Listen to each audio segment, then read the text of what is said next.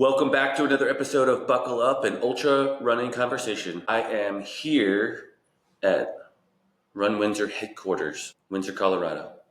He is alive and well, everybody, but I get the sense, he said he's really caffeinated, but Brian is about to wrap up his cross-country tour. Welcome back to Colorado. How are your feet? My feet are a little squishy. They're a little bit of hamburgerish. I ran yesterday, though, on a track in Omaha. I did 2 miles there. That was a really great experience, actually. That was kind of one of the highlights of the trip, as a matter of fact. I went to North High School in Omaha, maybe a more underprivileged area. There was a juniors trekking program going on, trying to get into USA Track and Field qualifiers to go to the national meet in Memphis. And the coach was super funny, and she was having a good time with the kids. The kids were super supportive of me and let me run on the track with them. And they were cheering me on, and some of the kids wanted the race. And yeah, it was kind of cool. I actually had a good time. My feet are pretty banged up, so I didn't really run that fast. So it wasn't impressive by any means. Yeah, I wonder if they were like, why is he running so funny? Why is he limping? Yeah, why is this guy out Why is he limping around this track? Well, I'm glad you never got kicked out of any tracks or arrested for trespassing. No, actually I went to Central High School in Omaha, Central, and it was locked. So I had to go to North. North was more than welcoming, so thank you, North. Well, today we talked to Suze, which was a refreshing conversation. So Suze Kandler lives here in Windsor. She used to work with Mandy here at Run Windsor, race event management company, and I just met Suze at Welger Meadow, and just the format of the course was a 4-mile loop and a horseshoe type of format, and I got to run with Suze for a little bit, probably about 1.5 miles of a 2-mile section. And she was just bubbly and super excited to be there in the rain, in the mud, with sand covering basically our knees and down, if not more. And, she was having a blast and really enjoying herself, and her story was kind of contagious. And so I asked Mandy about her, and she's like, yeah, she's like that. And so I think you'll get this in the episode as well. Yeah, Suze has she's a different story. So it was fun to hear from someone that has not been in this sport for long, but has really gone quickly from quite literally like 5K to ultra in a year. Really, probably for 2-3 years, Suze has been talking about wanting to run, and was always, as we all do, kind of waiting for the stars to align, the perfect moment to start training, whether it was having more time in the day or more financial resources, or as she notes in the episode, losing a little bit of weight or being in better shape before she signs up for something. And then she just decided like there's no better time than now, just to sign up and go for it. So she's running the Never Summer 60K in July, which is a very challenging race. She has a lot of support, but she talks in this episode about how she's getting there, both joyful and prepared mentally and physically, and all of the really fun adventures and races that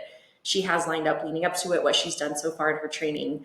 It's really fun to hear her take on it, and that she really has jumped in just finding full bravery and joy in every step along the way. One of the things she mentioned is that she lost a fair amount of weight, like 17 pounds in the last 6 months or so. I thought this year, if I'm not mistaken, that's what she mentioned. But she said it's not about the weight. It's actually about feeling healthy and being healthy and getting stronger and being more fit and being able to do more athletically and enjoying the outdoors. So I really appreciated that perspective. It's not all about the weight, or it's not about one metric. It's about being more healthy and being able to share the community better. Yeah, she is such a joy. If you are one of my followers or at my races, you would have seen her in the background of race directing over the last couple of years. She still does show up and help at times. She has a full-time career though at a brewery, and then has her own coaching business, and then now is a runner too. So I kind of joke though, like I bring people on that are not runners, and then they turn into runners on my team, and then all of a sudden I lose the help because they're running in our races and not volunteering or working for me, which is totally fine. And I've told Suze that, I'm like, I would much rather see you crossing the finish line, and I'll find volunteers and help other places. So I love that journey for her. I had that same issue with Leadville with Pacers. Mm-hmm. I had this great crew of Pacers for a couple of years, and then all of a sudden they wanted to run the race themselves, and I had to find more Pacers. Yeah. We got to stop sharing the cults. Yeah, I gotta stop making it so fun, right? It is fun though, and it's fun to see other people grow. Suze is coaching others as well. So if you know of anyone that's needing a coach, and someone that comes just from a different lens, because getting into this can be intimidating. So I think her going through this experience herself plus coaching is a really cool opportunity to like enter in a non-intimidating way and get mentored and supported by someone who quite literally is just getting started in it. And we know how challenging that might be for people of all walks of life. Thanks for tuning in this week. I will be back home this afternoon, and we'll be back at it in our regular format here shortly. But thanks for tuning in. Share, like, comment, subscribe, do all those things. We appreciate you. Without further ado, Suze Kandler. Enjoy.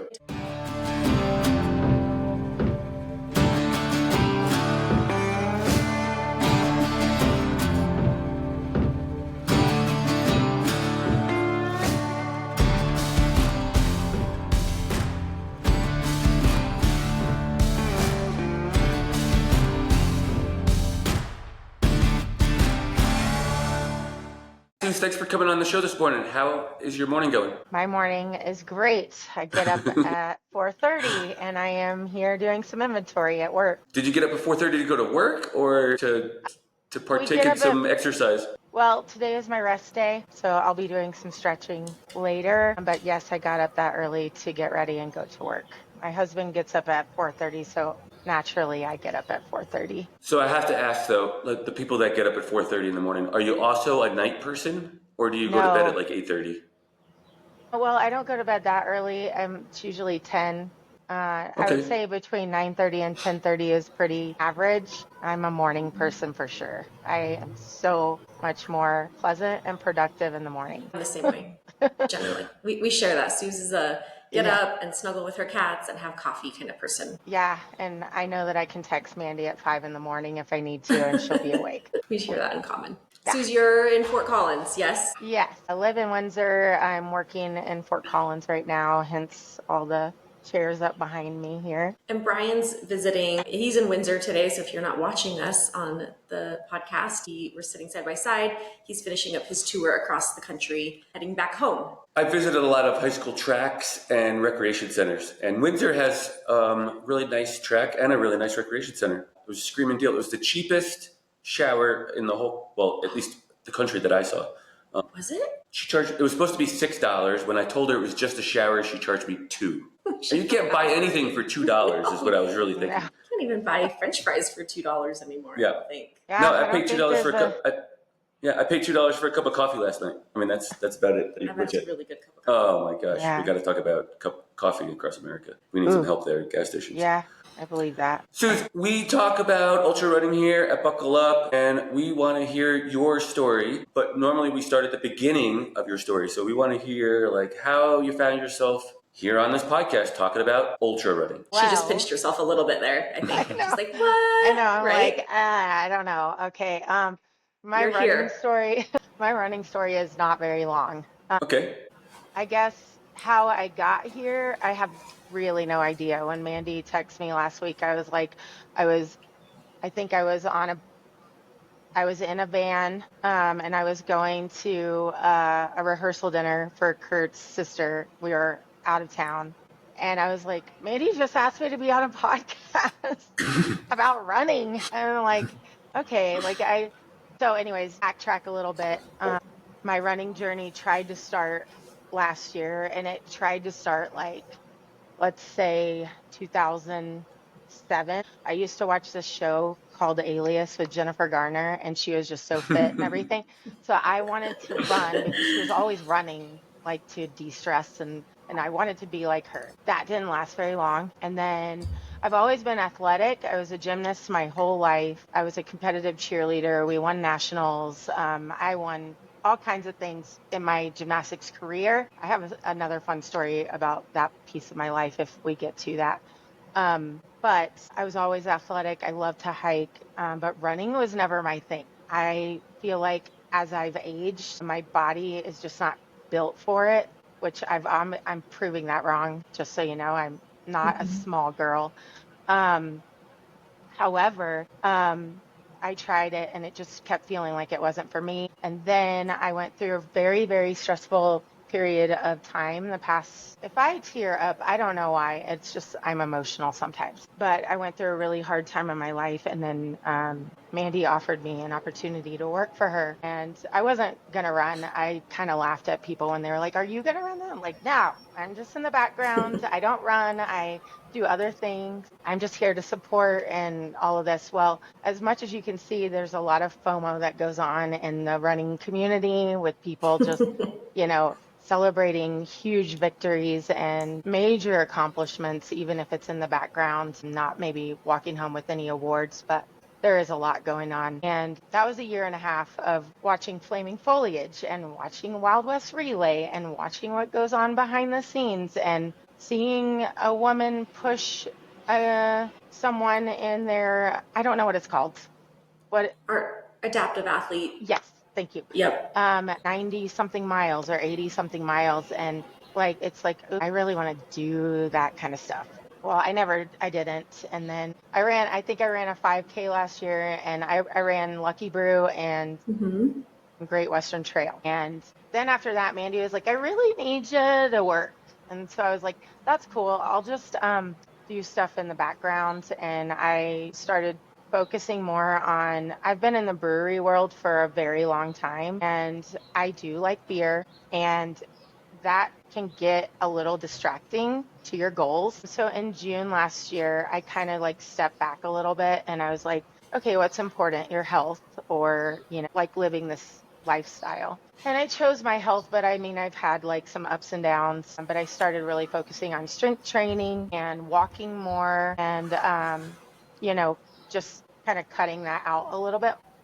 Then when I went to Flaming Foliage, I decided then that I was going to take like a 2-month break from beer and alcohol. And then my main goal there was just to kind of change my mindset about it and not use it as a stressor relief, but use it as something I enjoy, which that whole past 3 years was very that's all I did was I would self-medicate. So I needed a break, and I needed to know that I had control over myself. And this leads up to the running piece, because I finally have gotten there.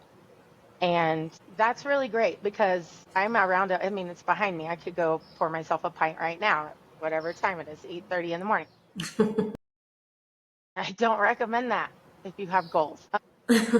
So then January comes along, and this wasn't like my typical New Year's resolution thing. I had been thinking about it for a long time. And I think I texted Mandy on like January 10th.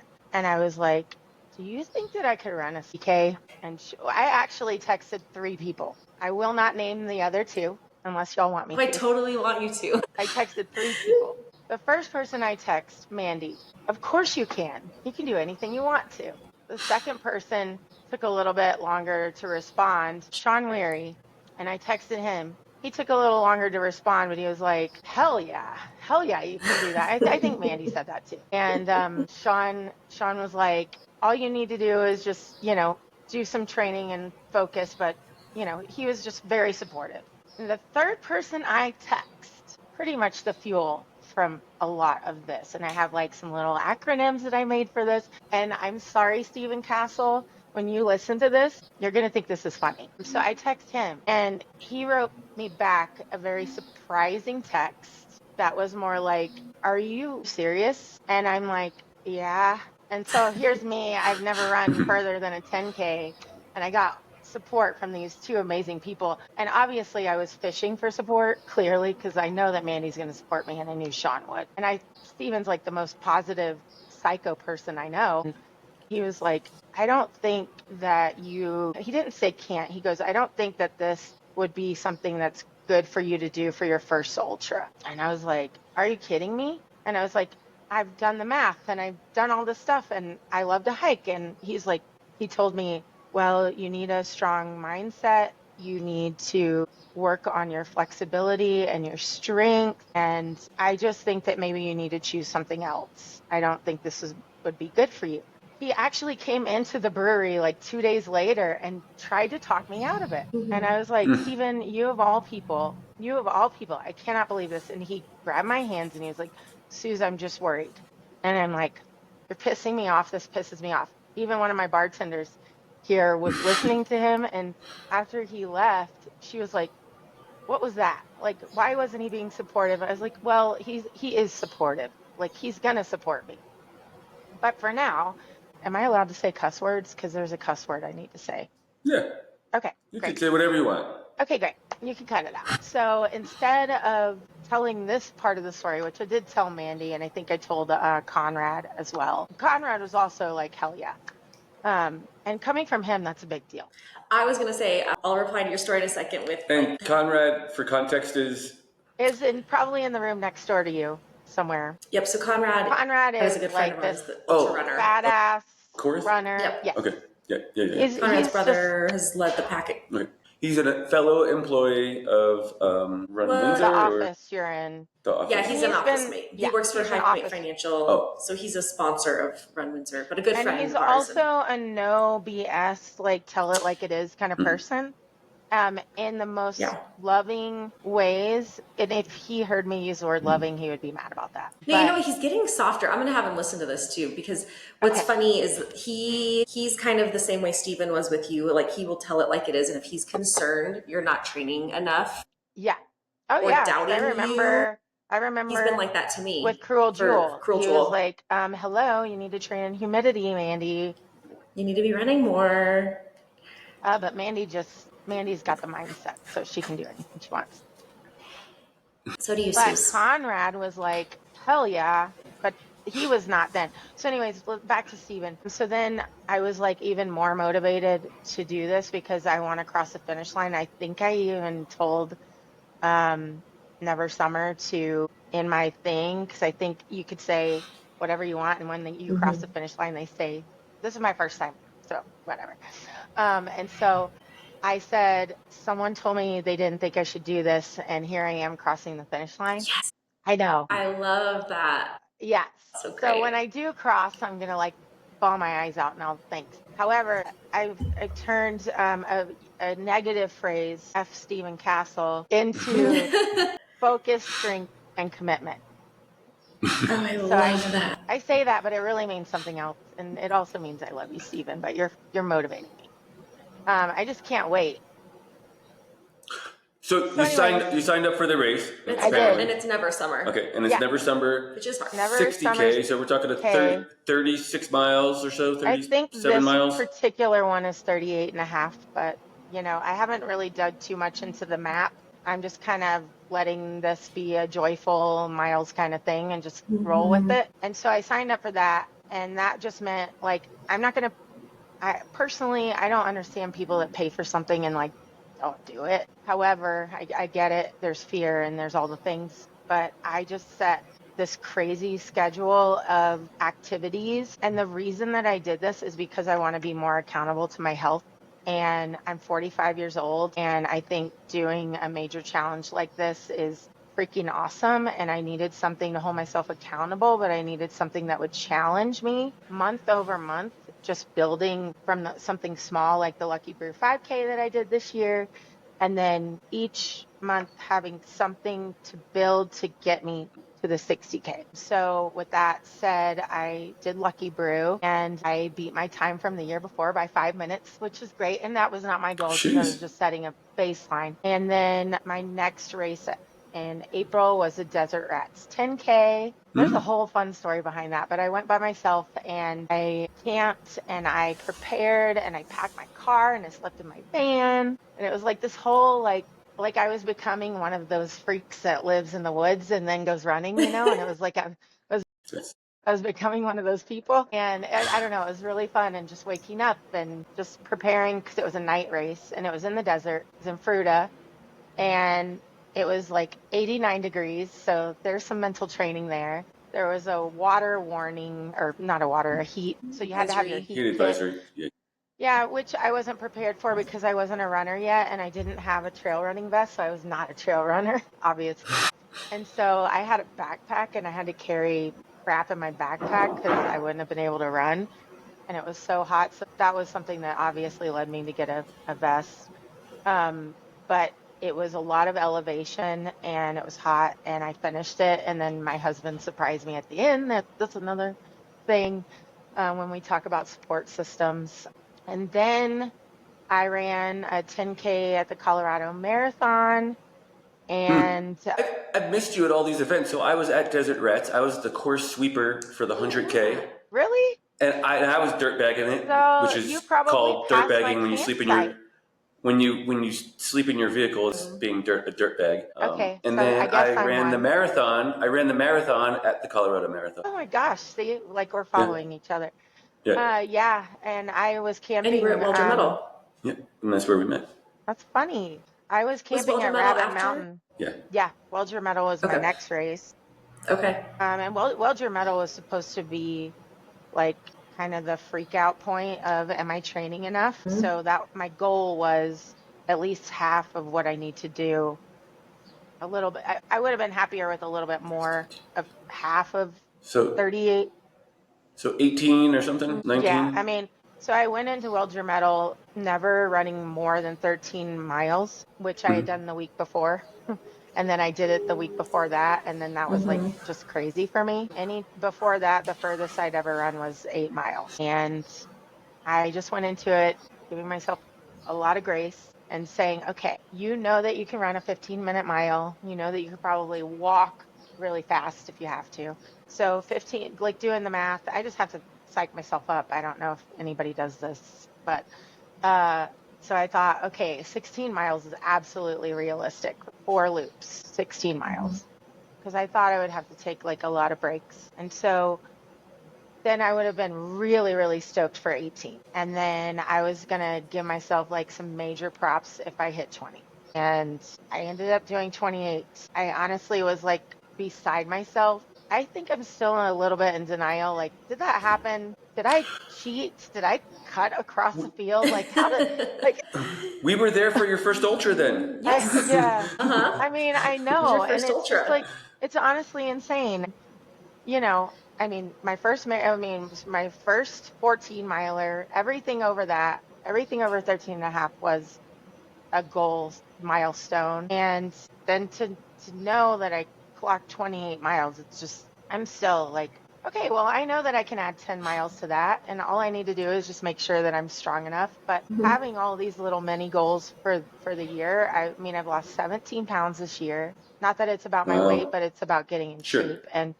And my strategy for Never Summer, at least it has been, being really powerful at hiking and being in a healthy enough space with my knees and my hips to run downhill so that I can at least make the 14 hours and 59 minutes that they're giving me to finish this race. So that's where I'm at. And what am I doing?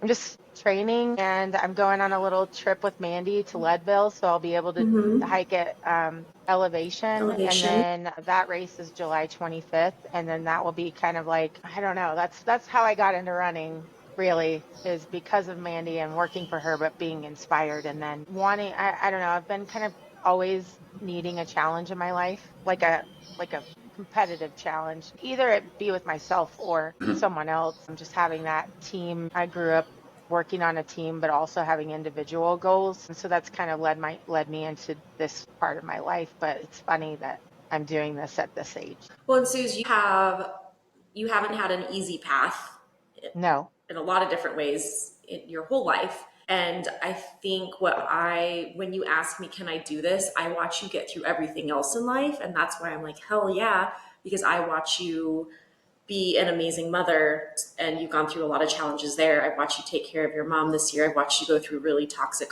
workplace environment. Not for me.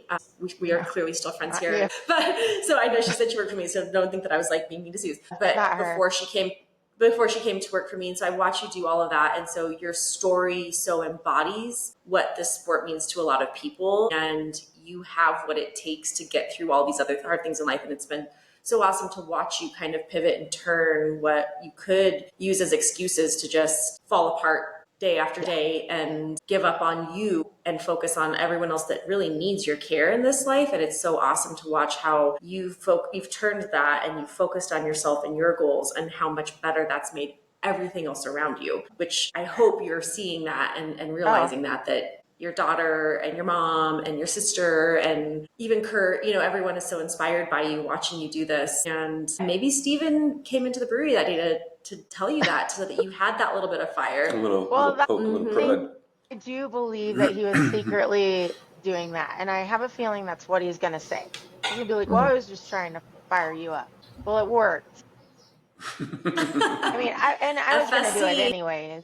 I was going to do it anyways. I mean, anybody who told me that I couldn't do it or supported me or whatever, I was going to do it anyways because I know that this is going to be really freaking hard. I'm not going into it thinking it's going to be a walk in the park by any means. But I do believe that if your mindset is in the right place, like everything else kind of like falls into place, as long as you're doing like the work, I I am working out every single day, whether it is strength training. I have an exercise program that I'm doing. Like I focus on primal movements. I try to get 15,000 steps every day. I have this list of 12 non-negotiables that I've been working on this year.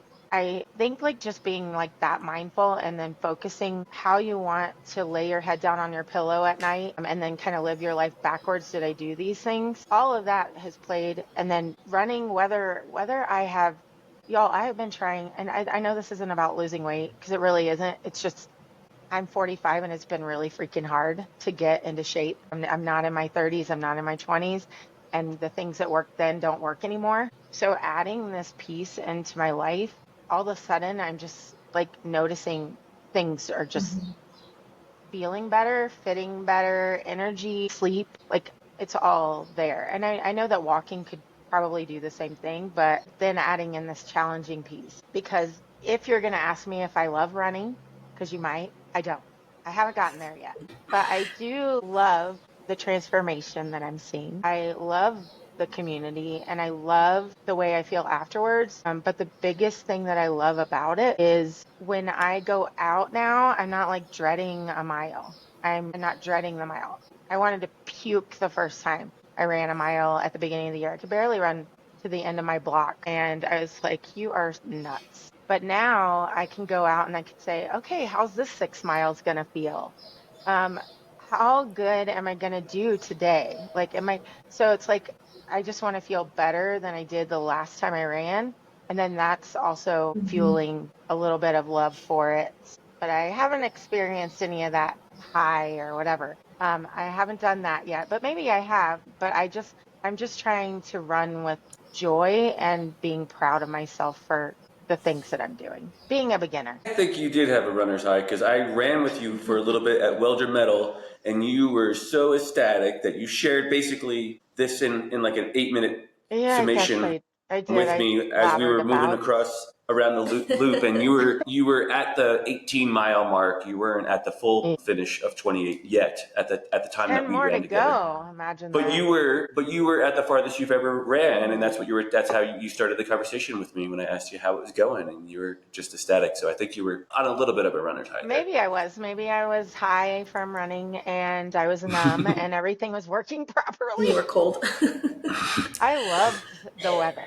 Like, I know that's not It was always the good running case, but weather. man, that was a recipe for success that day, I will say. Suze, you got this structure, and it looks like you're doing like a progression, and you're moving along. You did the 5K, the 10K, a little bit longer, and then you exceeded your expectations at the 28-mile looped course at Welger Metal. Are you working with a coach and some strength training and other things you're putting in there? Are you working with a plan, or like what are you using, and what would you suggest for somebody else in your spot looking to get into the sport? I mean, I would love to have a coach. I think that would be even more, but I guess I have like a lot of inspiration just because I feel like I'm involved in the Run Windsor community.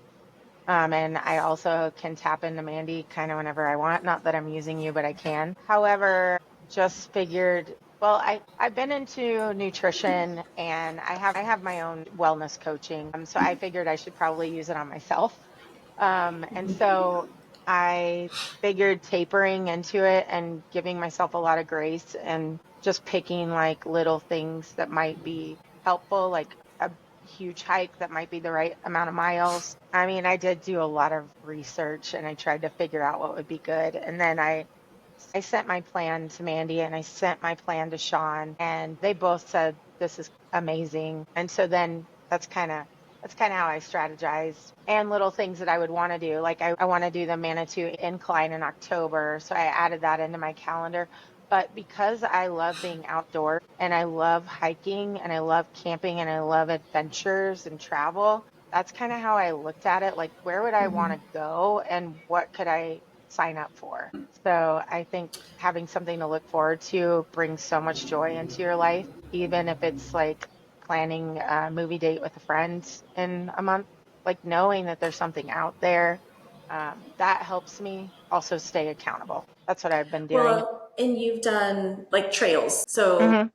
talk about that. Like, has that added more joy to the running for you? I know Oh, at yeah. first you were a little nervous about that, but now, like yesterday, I talked to you and you went out, you've been going out and running trails on your own. I know I went with you. I think I've only gone with you one time, but it's been fun to hear you talk about going out and hitting the trails, which can be intimidating for people. Like a lot of people, I think, stick Yeah. to road because it feels safer. So how's that journey been? I don't think that I'd ever go back to roads. I don't know. Like, I have always been a hiker, or I had a love for that. And so being on trail or going off trail or has always been something that I've enjoyed doing. So adding running where I'm not just knowing where I'm going, I don't like to know where I'm going. I'm weird. And I like to know that I don't know what's up on the other side of that hill. I don't know if there's going to be a deer there. Maybe I get to stop and take a picture of a flower. I love the unknown in that aspect. And trail running is absolutely that for me. I find joy in just nature and looking outside. Also, the path is a little bit better for my joints than road running, I've noticed. I mean, I'll do it, but if you want me to like be excited about it, it needs to be a trail. Yeah, and I've been running a few trails. Like there's a couple of trails here by work. They're more like the Welger Metal Trail, kind of hilly, but not really, and super soft. But I've I'm trying to run like in the element so that I can be mad at the mud. I can learn to change my socks. I try to like Monday, it was hot as crap outside, and I went for an afternoon run just to, not a bad one, and I was hydrating, don't worry, but like just to get used to that. Because I think for me, like at Desert Rats, it was so hot, and there was a really steep elevation at the very beginning, and I started to get kind of mad. I was like, oh, I hate this backpack. I hate that I have to carry all this water. Can't I just throw this down and start running? But like then I told myself, hello, you might have to endure this later on, and you need to get used to it, and you need to be okay with it. And it's okay to walk, and it's okay to just feel this and shrug it off, you know? So That's so trail. relatable. I was at an event this weekend that I wasn't successful at, inevitably at the end of the day after 24 and a half hours. But at some point in the event, I had the same thought process, that negative loop of like, this stinks, it's this, it's that, it's yada yada. But then I like had to get out of it a little bit and tell myself like, I get to do this. And Yes. then there's people that don't get to see the things I get to see when I go out and trail run. And maybe Yeah. they can't even get out on the trails that I am running on. So it kind of changed the mindset, and it turned my race for the moment. At the moment, it turned the race around a bit for me. I was able to Right. get more miles in. Yeah. I that is exactly what started to happen. And I mean, pulling yourself out of an icky mindset, I mean, it could just be like taking a moment and looking around and being like, oh my gosh, look at that river. Like, or look at this person that is also walking. And, like just, I don't know, putting yourself in a better mindset is some of the work that you have to do to even be able to do some of these challenges. Mindset work is very important to me as well. Yeah, and the support system. Hmm. It's been fun to watch you get other people inspired to do hard things that you're supporting or they're supporting you. Kurt called me. I don't know if you know this. Kurt called me before Desert Rats because he wasn't able to go with you and he was nervous you were not going to go. And he called me and he said, I need you to make sure she gets in the car and she goes because I can't go with her. And not that he was doubting you, but he knew that this was like an intimidating first step to take because it is intimidating. I mean, you said it earlier, like you're not a runner, but I think you need to start calling yourself a runner. But that imposter syndrome is real, and that can stop Is you from getting in your car and dirt bagging it and traveling and feeling like you deserve to be in that space. Like, did you on that trip, like, did your mindset change at all when you got there? Like, I know you were nervous because I called you after Kurt called me, and you were like, yeah. Yeah, I'm I going by mean, I myself. was I'm a little nervous. nervous. I mean, I was nervous. I was nervous about logistics. I was nervous about, am I gonna forget something? I was nervous that I was might do something wrong. And I don't mean wrong, but maybe forget something that I required and then I'm gonna get kicked out. Like all of that beginner stuff. Maybe I don't have pins. What if they don't have pins? Like silly things. And I was nervous about my water and then having the heat kit requirement. I was like, oh my gosh, I went through that a million times. Like, what if my backpack isn't allowed? Like, like I didn't, you don't know. And I was really nervous about that. I was nervous about parking. I was nervous about being on the shuttle.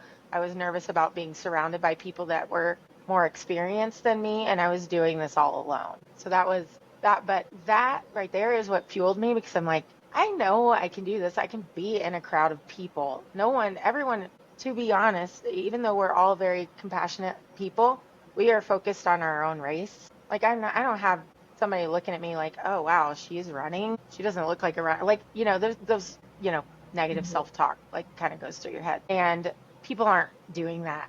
They're not. They're probably going, oh wow, she's doing this too. I can do it or whatever. And so being a beginner runner and dirt bagging it, I was very nervous to show up and then not know what the course looked like because I don't look at the course ahead of time. I probably will for the 60K though. I'm going to do a halfway point here in a couple weeks just because that's kind of a big deal. But my support system, I called you. Did I call you or did you call me? I don't remember. I think I called you because I was driving to the race and I saw all those like blue like Yes. arches and I got overwhelmed with, oh my gosh, I am running a race that has these arches up in the mountains in the desert. And then so I called Mandy. I was like, I have to tell you something. I'm driving past the course and I'm freaking excited. I was like, but I'm really nervous. And she's just like, well, are you on your, like, are you on your way? Like, what time's the race? Like, now that I know that she was fishing, it makes sense. I'm like, yes, I'm on my way. I'm already checked in. Like I sent her photos of everything that I could so that she would Of your know. meal. Yeah, I put Run Windsor tattoos on my body. Like I ready. And then she was like, I was like, but you know what, Mandy? It's really weird. I tried to call Kurt and he's not answering. And my race is in an hour. Like this is weird. And I was like, he's probably asleep. He's been traveling all morning. He was in Wisconsin for a funeral and he was traveling. He had to be at the airport and then it was a 2-hour flight home. And he told me he was going to go to work straight from there. I was like, he's probably sleeping. She goes, well, do we need to be worried about him? And I'm like, no, he's probably sleeping. I'm just surprised that he hasn't checked in on me because he knows that I'm nervous. And she was like, okay, well, do you want me to call him? And I was like, yes, just later on call him. He'll probably call me right before it starts. Never heard from him. I don't think I ever heard from him. He maybe texted me and he said I was asleep and I said I figured. And I was kind of being a little snarky, but I wasn't because I know that he was tired. And this was another thing we had talked about him trying to come out there, but with this funeral, very close member of his family and my race, I told him my race is not as important as family. Like I can do this on my own. You go, you do your thing. And he was feeling really guilty about it. And I'm like, please do not. Like I'm the one that chose to do this race. This is my race. It's not your race. I appreciate the support, but I'm going to go and do something hard and I'm going to do this on my own. And so then the race started and it was hard. And I met some people along the way, like you always do. A lot of encouragement. It was the most beautiful race I had done. And I remember my niece sent me a picture of her tracking me on the TV. No, it wasn't her. Kurt sent me a picture, but come to find out, my niece had sent him the picture. So he was faking that he was watching me. And I was like, oh, y'all are so silly. That's so weird. Y'all are watching me because I was texting them. And so then I did a quick video, like coming around the corner on the last hill down, and I was like, I'm doing it. I could see the finish line.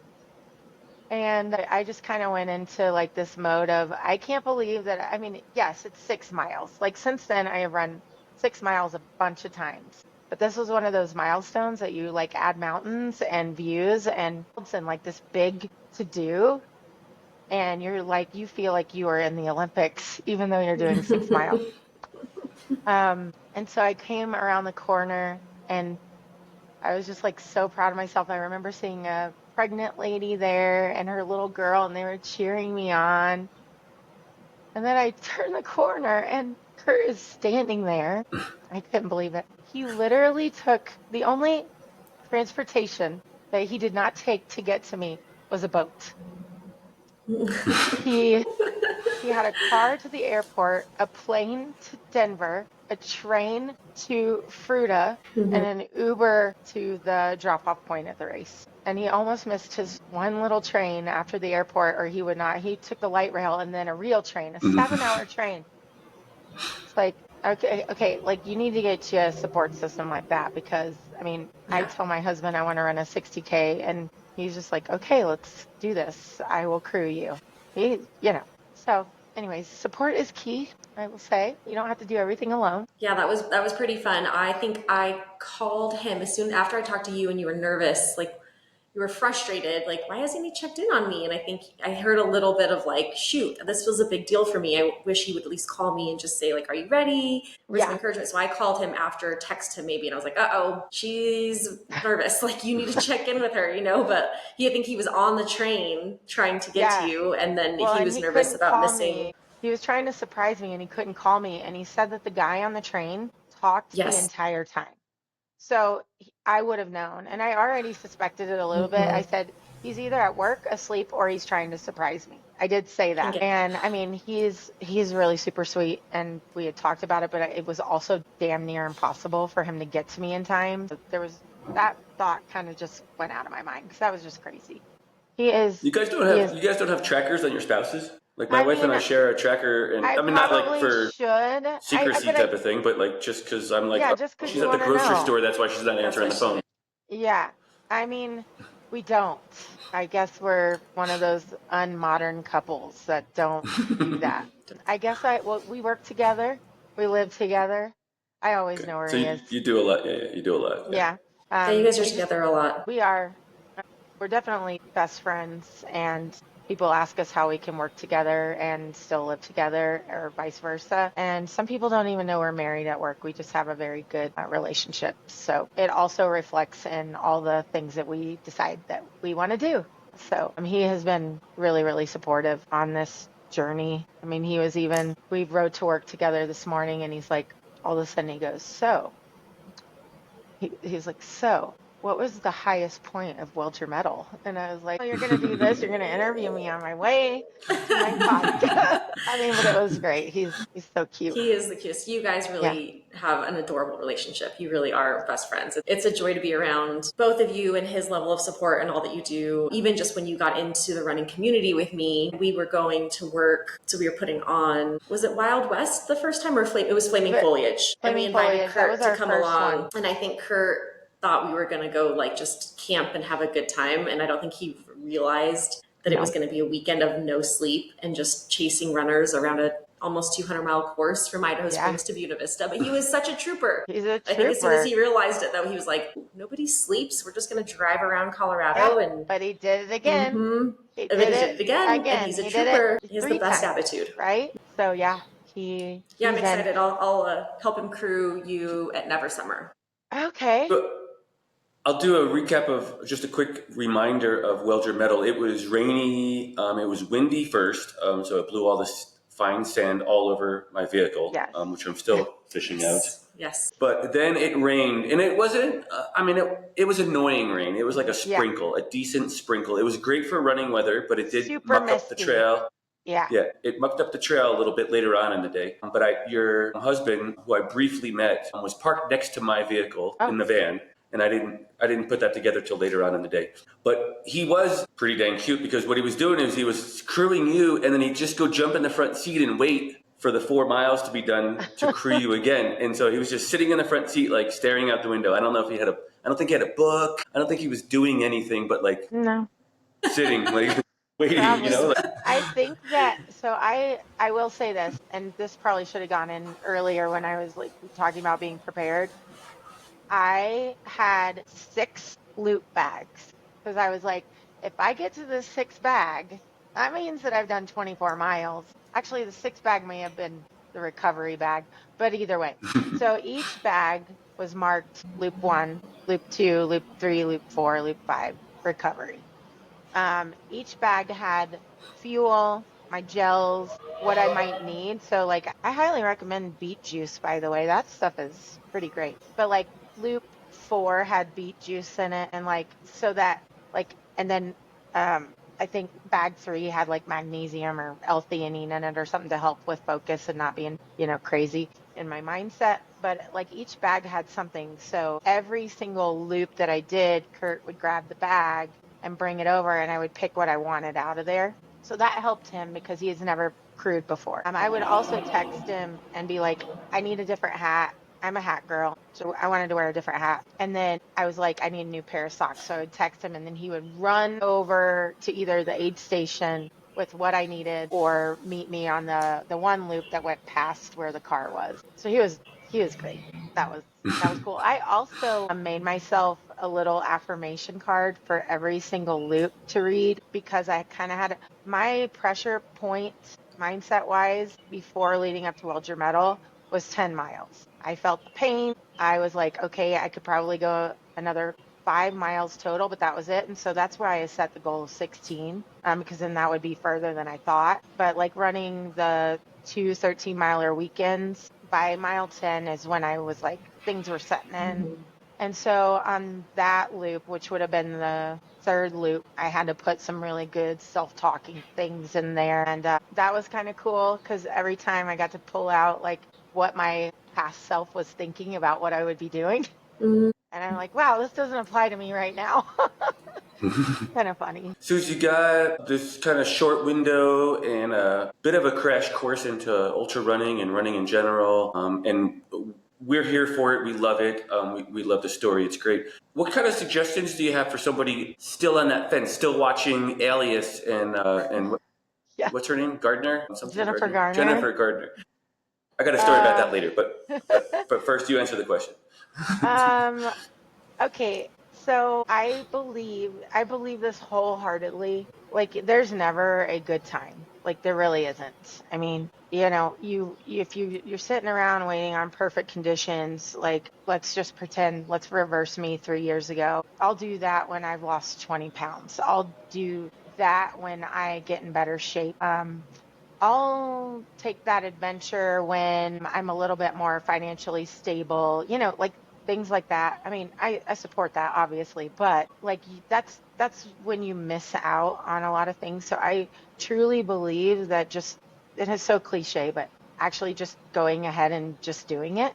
Like, okay, I want to run a 5K. Okay, sign up and just go. Like, who cares how you finish the race? But if you walk across the finish line, you actually did it. It doesn't matter. You don't have to be perfect in your journey. And as hard as it is for a lot of people, and I've had a lot of clients in the past where um, I'm not going to do that because I am not trained enough or this and that. It's like, well, you can train or use this as training. Just take the first step. Like action is probably the hardest thing to do. Like take the action, but when you do it, no matter what, there's no excuse. Just go. I mean, that's probably hard for a lot of people to hear or even relate to. But like me signing up for this 60K, that's a goal. But if I take these little first steps, like before Lucky Brew, I was just trying to be able to run a couple miles, and that's not terrifying. I mean, it was, even running and also giving yourself grace because just because somebody can run a full 8 miles in a row doesn't mean that it's not okay for you to walk 8 miles, you know? I feel like just completing a challenge that you set your mind to is enough, like getting the result, like the results that you want, I guess. Yeah. Does that make sense? Sure, I think that's interesting because I normally don't have those hangups with sport personally myself, but for me it's relatable. My daughter is 14, my oldest one, and my youngest is 10. But my wife kept asking me when I was going to be ready to have kids, and I said we had to be at this spot financially. We had to have a Yeah. responsible vehicle, like a safe vehicle for kids to ride in, which is sort of critical, but Yeah. maybe not as critical as I made it. And she finally is like, we're never going to be like fully ready, and we just have to kind of take the leap. And so it's the same concept. Yeah. The other thing I always say, or I say quite often a lot, is to my athletes is like the best time to plant a tree was 20 years ago, and the second best time is today, like to Yeah. plant a tree. See, that's exactly what I was trying to say. I like that. Yeah. You're I gonna have to mean, use that with friends. nothing is going to be perfect. And I mean, if you're striving to be perfect, I mean, even if it's your perfect day, it's not going to turn out that way. I mean, I went for a run yesterday and lost my keys on the trail. Yeah. Like, great, I am a shit show, but I'm not. But I mean, it felt like that at the You moment. And then did. You did say that. You were, so when I talked to you, you were down on yourself. And I think you even said like, oh great, Kurt's gonna think I'm even more of a shit show than I already am. I've got bags everywhere and everything's always a mess and a disaster. But that's the beautiful part. And I have zero judgment on that because my life is wild. Everything, I was late getting here this morning because I was trying to make eggs and do all the things and be all yeah, the things, all the people, all the time and everywhere. And I had to remind you yesterday, like, Suze, you're not, like, this is a part of the journey. It like is you're not going to be human. perfect. You are human, and if you are trying to be a mom, be a caretaker to your mom, which I know is always in your mental capacity, you're helping someone run a business, you're also running your own business, and you're delving into ultra running for the first time. Like, that is a lot. It is Yeah. not going to be perfect and pretty. And you have earrings on today, and I don't even know how that's I mean, I possible. know. That's Well, amazing. you're just lucky. Yeah, I mean, it's 100% true. And that's where the grace piece comes in. I mean, after I said that, I don't know, I guess I was just trying to make light of, the situation. But then I Mm-hmm. was also like, oh my gosh, I might have to go run another 1,000 feet of elevation. And I just got done. Like, okay. But you found your key though. You, like, within what, five You were minutes of still on the us phone with me. Yeah. talking. Someone came running after me after I started back up the mountain, and somebody had overheard me telling Mandy that I was a shit show and that I lost my key. And that guy saw the person that found my key, and then that person came running after me a little while down the trail. I was like, oh, this is so great. So, but that's real. That's real stuff. And I mean, gosh, I could go on and on about those kind of things. They happen to me a Suze, lot. we don't have a lot of time left, but I do want you to touch quickly on your coaching. So, kind of going back to there's never a perfect time. I encouraged you a lot last year with this dream and vision. And I Hmm. know you don't have a lot of capacity for it, but you are doing your own Yes. coaching business and growing it slowly and organically. So, if someone is listening and they're inspired and want to learn more about that, like, tell us more about what that looks like. Well, it's called Brave Living, and the reason that I chose that, I do have a tattoo that says "She who is brave is free." I chose that because when you make like brave choices, it frees you from, like your chains, I guess. And a time when I went through a divorce, and this is a huge piece of where this is all coming from, is I went through this divorce and not that you should always get something out of your divorce, but I got nothing. And I chose to heal by taking an adventure. And I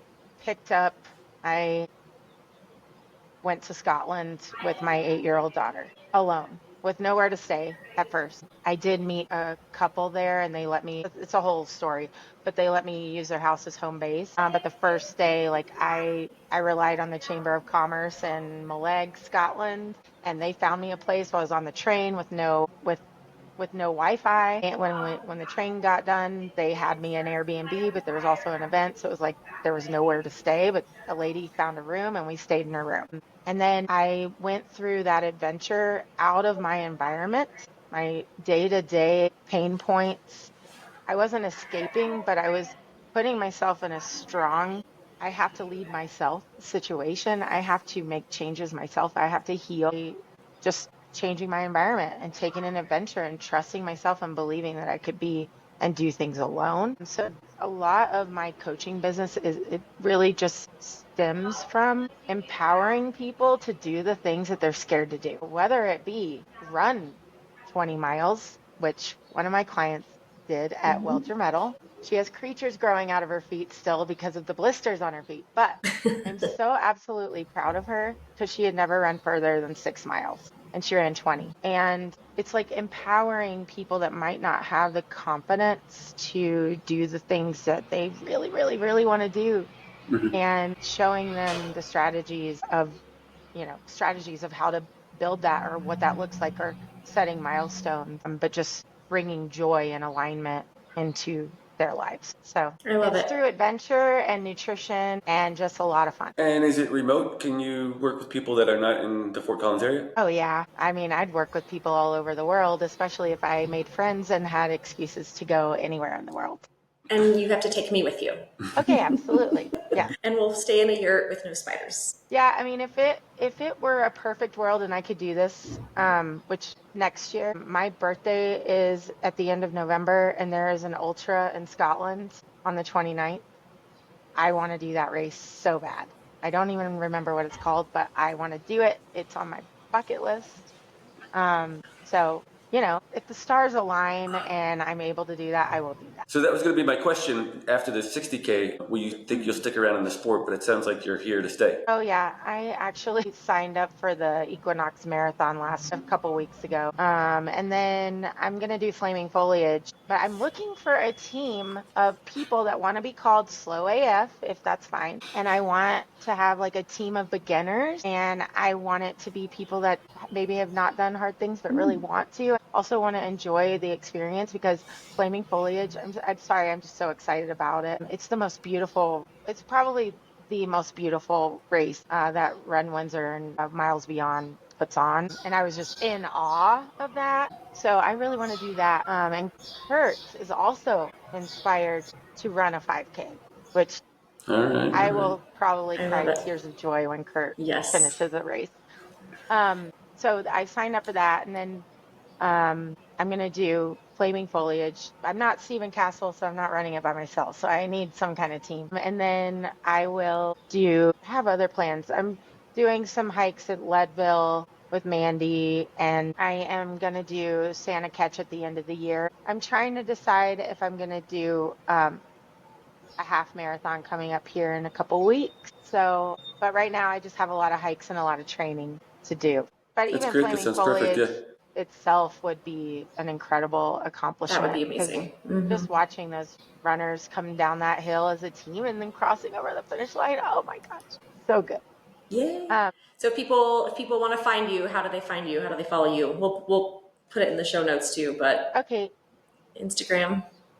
at Suze, what is that, _Kandler, or my Brave Living is at Suze _Brave Living Wellness, and Facebook is just Suzanne Kandler. And yeah, I'm just out here running joyful miles. Love it. Keep up the hard work. We appreciate it. Welcome to the Ultra Ready community. Yeah, We've been I'm waiting. a runner. I am a Wait, runner. and if you're listening and you're considering it, we're still waiting for you as well to join as well. So, yeah. So welcome in community, and I'm glad you're enjoying it, and I'm glad you're here to stick around. Yeah. Thanks for sharing, All Suze. right, well, I can't wait to see y'all again on the course. Okay, we'll see you soon. Take care. Bye.